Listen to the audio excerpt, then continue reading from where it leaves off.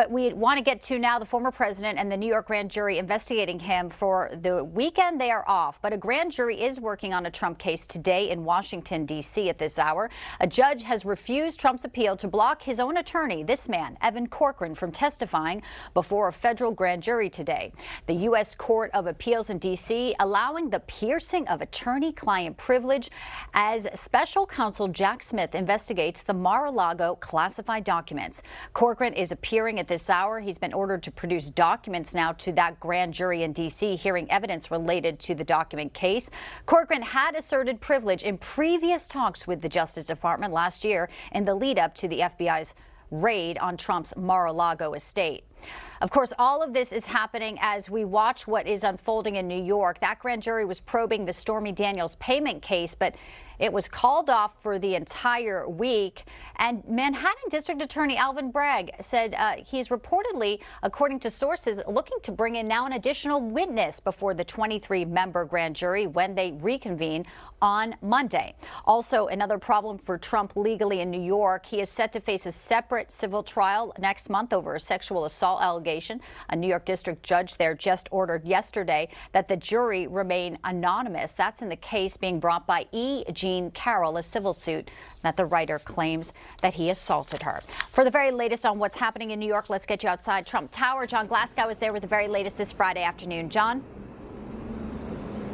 Hey, good afternoon to you. Yes, it's quiet here in front of Trump Tower, but there are mounting legal issues for the former president. As you mentioned there, the one that everybody's watching is Monday's investigation, as it will continue with the grand jury reconvening to hear from one witness, maybe even more, ahead of that vote to decide whether or not to bring down an indictment. So we're still watching that, but there's growing speculation in the district attorney's office here in Manhattan as to the strength of this case. So there's been several turning points along the way in this investigation, including a letter that surfaced showing that Michael Cohen, who is the key witness in this case, writing to the Federal Election Commission saying that he used his own money to facilitate a payment to Daniels in 2016. Then 6 months later, Cohen changed his tune, taking a plea to a laundry list of federal crimes, including making an excessive campaign contribution to Trump. So this comes after scathing testimony from Robert Costello, Cohen's former legal advisor. Costello told the grand jury that Cohen is not credible. He has email proof to show that as well. The former president appearing to take a victory lap, calling for the removal of every law enforcement official currently leading investigations into him. On Truth Social, Trump pushing back after 2 days of grand jury meetings being postponed, saying total disarray in the Manhattan DA's office, tremendous dissension and chaos because they have no case, and many of the honest people in the office know it and want nothing to do, or they would rather do the right thing. So Trump's lawyer, he appeared on Newsmax last night, and he said this on The Bowling Show.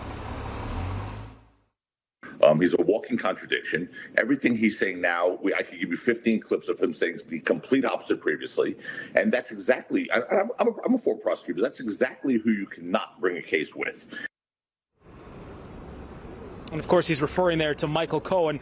So this comes as another case against Trump is moving forward involving E. Jean Carroll, a former magazine writer who alleged that Trump raped her in a New York department store in the mid-1990s.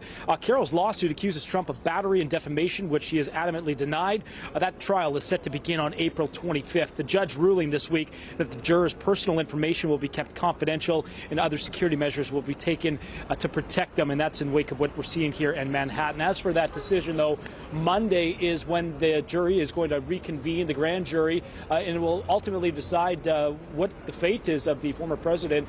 We don't know who that key witness is that is expected to testify on Monday, but all eyes are going to be on that courthouse. A vote may happen Monday. It might happen later in the week. We don't know at this point, but there is the possibility as well that the district attorney may not bring forward these charges, but we'll have to wait and see. Bianca? We sure will. One thing we know will be happening is a Trump rally in Waco, Texas this Saturday. John Glasgow, great job out there. Appreciate the update from Trump Tower today. So House Republicans are pressing forward with that probe into Manhattan District Attorney Alvin Bragg, who you've seen here. Now, Bragg's legal counsel wrote a letter back to the GOP lawmakers questioning the legitimacy of his congressional inquiry. They had the deadline to respond to the GOP by yesterday. So what they wrote in the letter was basically saying that they would meet with the staff. They said to see what information the DA of New York could provide without what they say is impeding sovereign interests of the state of New York. For the latest on the back and forth between Bragg and the House GOP, we want to bring in our congressional correspondent, Kilmeny Dukart. Kilmeny, good afternoon. Always great to see you. So what's the very latest? Bianca, good to be with you. Top Oversight Republicans hit a snag on Thursday with the Manhattan DA's office responding that it wouldn't be providing information pending its ongoing criminal investigation under state law. The general counsel wrote the letter only came after Donald Trump created a false expectation that he would be arrested the next day, and his lawyers reportedly urged you to intervene. Neither fact is a legitimate basis for congressional inquiry. Now, the letter's requests are an unlawful incursion into New York's sovereignty. Congress's investigative jurisdiction is derived from and limited by its power to legislate concerning federal matters. On Monday, top House committee chairs Congressman Jim Jordan, James Comer, and Brian Steele, they demanded Bragg sit for a transcribed interview and turn over documents from his investigation. Congressman Steele reacting to the Manhattan DA's response last night on Spicer and Company. I think we're asking questions I think people deserve to know the answer to. And in particular, Congress is allocating funds for public safety programs across the United States. His office is the beneficiary.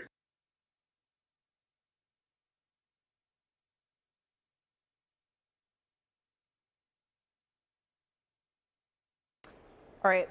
And now Congressman Jim Jordan, of course, wants Mark Pomerantz and Kerry Dunn, two prosecutors who worked with Alvin Bragg to provide documents and testimony. Jordan writes that last year you resigned from the office over Bragg's initial reluctance to move forward with charges, shaming Bragg in your resignation letter, which was subsequently leaked into bringing charges. Democrats here on Capitol Hill have accused Republicans of blocking a criminal indictment. Republicans, for their part, have called this case politically motivated. Kilmeny Dukart with the latest back and forth there. Appreciate it, Kilmeny. And joining us now is former Trump 2016 foreign policy advisor and Newsmax contributor George Papadopoulos. Alongside him, criminal defense attorney and former prosecutor Vinoo Varghese. Gentlemen, good to have you in this Friday afternoon. Thanks for having us. All right, so I would like to get first to you, Vinoo.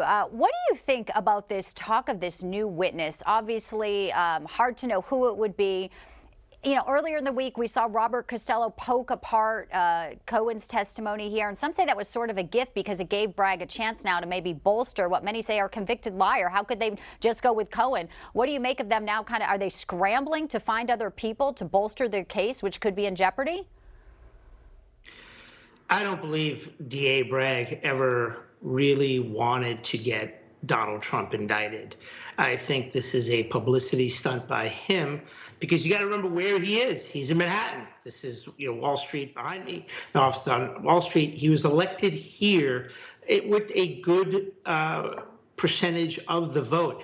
I was the sponsor of the only Manhattan district attorney debate the summer before he was elected, which was in person at WABC Radio.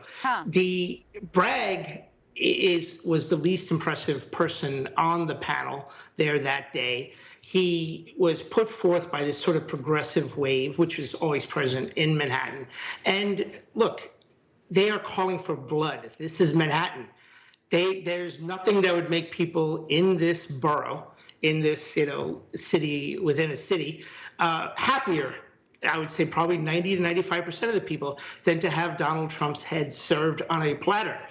The question is it right? And Bragg was now facing serious criticism from his former assistant district attorneys, one of whom was Mark Pomerantz, who one of your correspondents mentioned, who wrote a book saying Bragg, well, let me bring George in here too. Kiboshed the investigation into Donald Trump. But that could be part of it, right? Like he wrote that scathing resignation letter, which somehow got leaked. It ends up in the newspaper here. I mean, all in all, the tables have turned from last weekend, George, where Trump said he may be in cuffs.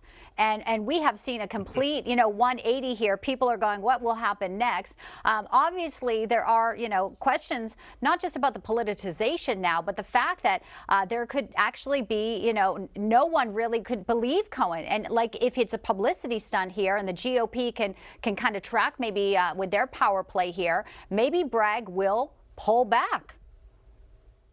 You know, Bianca, one of President Trump's greatest achievements was to really help expose the rot and corruption that pervaded not only his predecessor's attempt to prevent a smooth transition of power into his administration, but also in American institutions writ large, including the DOJ and activist DAs like Bragg.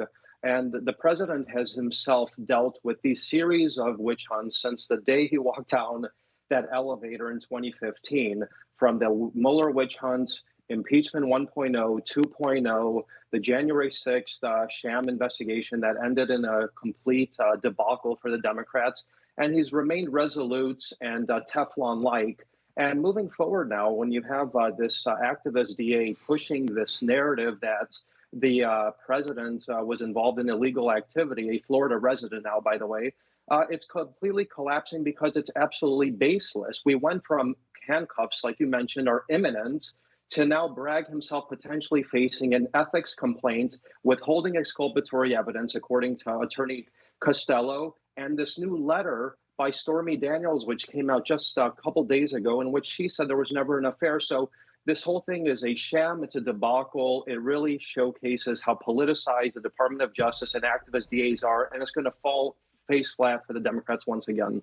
Well, there is certainly enough publicity to go around. Just whose side will it, be better for? We will be watching and seeing. George, Vinoo, thank you so much, gentlemen. Good to see you both. Thanks for joining me today.